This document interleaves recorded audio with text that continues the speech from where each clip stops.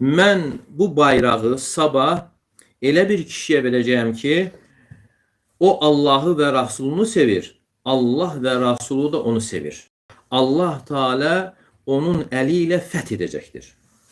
Fəbətən nəsu yədukuna leylətəhum eyyuhum yu'tah. Yəni həmən gecə insanlar hamısı fikirləşir ki, görəsən o kimə veriləcək? Onlardan hansına veriləcək?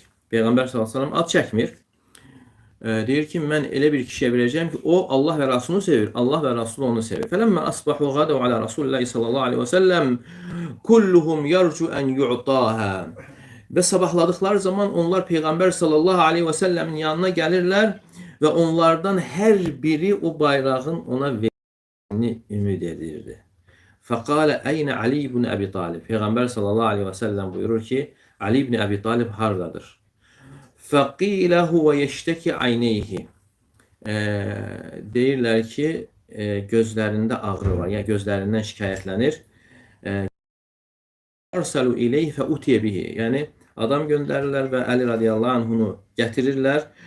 Fəbasaqa fi ayneyhi və də'a ləhu fəbara'a kəəlləm yəkun bihi vəcə. Yəni, Peyğəmbər sallallahu aleyhi və səlləm Əli radiyallahu anhın gözlərinə tüpürür və sağalır. Elə bil ki, onda yəni ağrı heç vaxt olmamışdır. Fə'atahur rayə.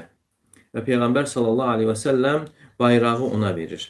Və deyir ki, unfud alə rislikə həttə tənzilə bisəhətihim thumma məd'uhum iləl-İslam və əxbirhum bimə yəcib aleyh min haqqillahi teala fihim. Sən sakitcə